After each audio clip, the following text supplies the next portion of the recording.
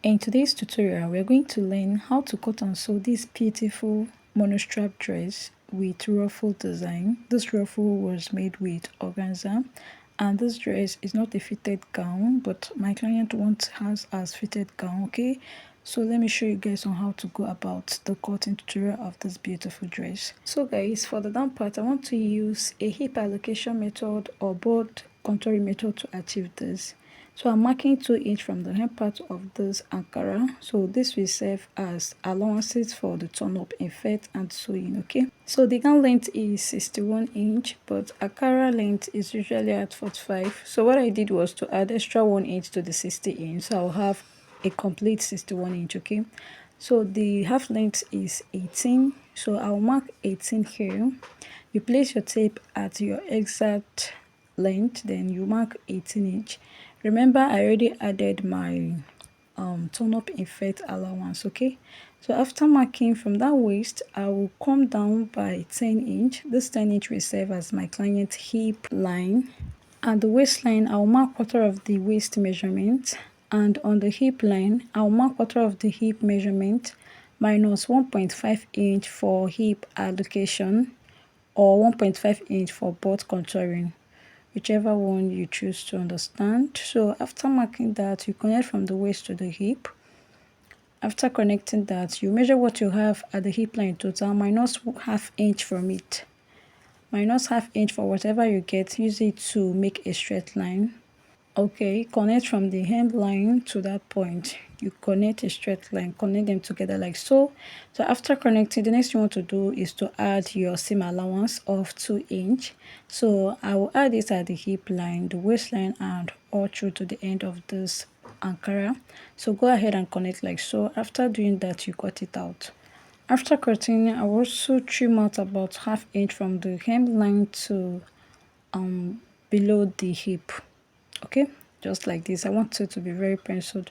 So now the next thing you want to do is from that back piece, because you want to cut the back piece of the skirt. So from that back piece, you should give a space of about 5 to 4 inch. Extend the hip line to the back piece like so. And to get your underboard, you should minus about 1 inch from your hip line. You get. So after that, you come over to the hip line, you add back the 1.5 inch you removed and connect from the waistline to that point. Connect from that point again to the underboard, just like this.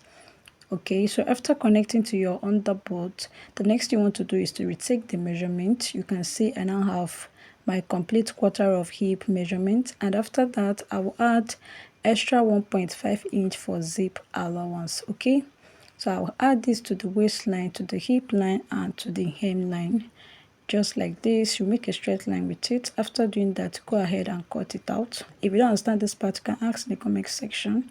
After cutting, you notch your zip allowance, so you know where to attach your zip because it already have two shapes at both sides. Okay, so don't forget to notch your zip and also cut the lining. Okay, so for the lining, you should minus about 1.5 inch from your main length.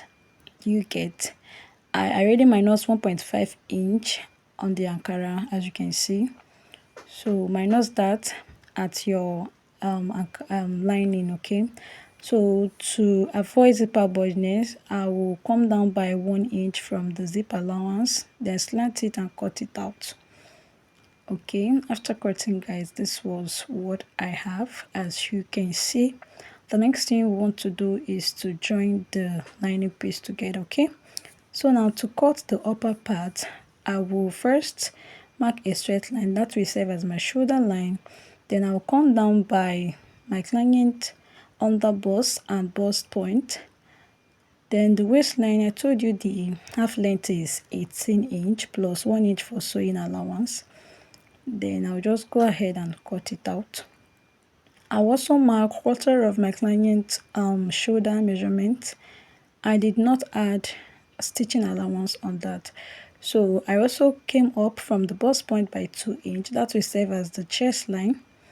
I will mark quarter of the shoulder measurement there, connect a straight line, then come down by half inch for shoulder slope. I'll also mark about 3.5 inch for the neck width. then connect my shoulder slope like so. You measure what you have from the shoulder slope to the chest line, divide it by 2, mark the midpoint, and mark quarter of your bust measurement at the chest line. Connect your armhole curve. Once you are done with that, mark half of your nipple to nipple plus ½ inch for stitching allowance since we are cutting directly on the fabric. So after marking that, from that shoulder slope, I'll also come down by 3½ inch, then connect my princess dart like so. After doing that, I will go out by 2.5 inch from the underbust to the waistline, just like this. Then I'll connect my cuff, my cup shape using freehand. I'll also go out here by 1.5 inch or 1 inch. I will do this because my client is bursty, like she's very bursty, so that's why. So you connect your cup shape like so. So you also go out on that side by about 1.5 inch, so we don't have any shortage while joining the princess dart. The next you want to do is to mark quarter of your bust measurement, replace the dart and 2 inch for your seam allowance. At the waistline, you mark quarter of your waist measurement, replace the dart of 2.5 inch and add extra 2 inch for your seam allowance.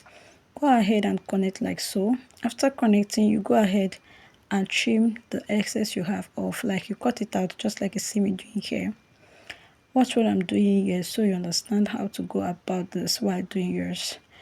Okay, so go ahead and cut out. So after cutting, you notch the chest line and underbust of the main piece of 2 piece.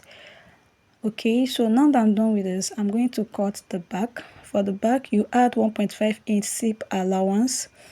Okay, mark your chest line and waistline plus ½ inch for the sewing allowance. Okay, I'll label here as chest line and waistline so you don't get confused. So mark mark half of your shoulder measurement at the shoulder line and chest line without including any allowance. Come down by ½ inch for shoulder slope, mark 3½ inch for neck width, connect your shoulder slope like so. The next thing you want to do is to add quarter of your bust measurement. Okay, so after connecting your armhole curve, add quarter of your bust measurement plus 2 inch for seam allowance. There is no dart there. Okay, I didn't mark any dart.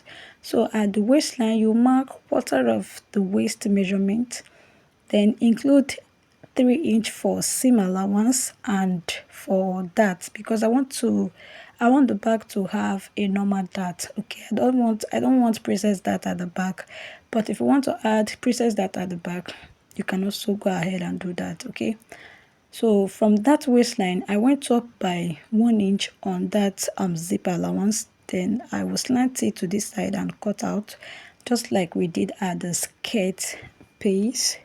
So after cutting, the next you want to do is to pin your zip allowance. Okay, so I'm pinning my zip allowance using my pin. Okay, then slash the center back of your zip allowance. After that, you mark 3½ inch for your neck width, then give it a notch. Alright, so once I'm done with that, I will open it up like so. You will have to choose where you want the monostrap effect to be, whether at the left or at the right side.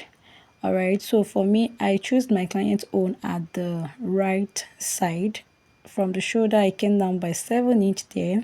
And from one side of the shoulder, that is the point I notch, I will have to make this kind of shape. You connect this kind of like you connect from that point to the 7 inch. Okay, yours could be like 6 inch or 5 inch. It depends on how you want it to be. So when cutting, I had to go up by ½ an inch for stitching allowance. Okay, so I'll do this only at the back piece for now. Okay, when I'll do the front is after joining the both piece for the front. That is when I'll do the front. Okay, so if I'm doing the front, I'll use the back to cut the front. That is what I will do. So you also cut the lining. Okay, so this is the front. I've already cut the lining and the wording for it. So your wording will start from the chest line and stop at the underbust. The same thing on this other side. Okay, this is the center front. So your wording should start at the chest line and end at the underbust. Okay, so once you are done with that, you have it looking like this. If you are joining, you will join only the main piece and join only the linings, join separately. Okay, so guys, this is the end of our today's tutorial. In my next tutorial, I'll share with you guys on how to go about the sewing. Okay, thank you very much for watching. I'll see you guys in my next one. Don't forget to hit on the subscribe button so you get notified once I upload the sewing tutorial. Bye.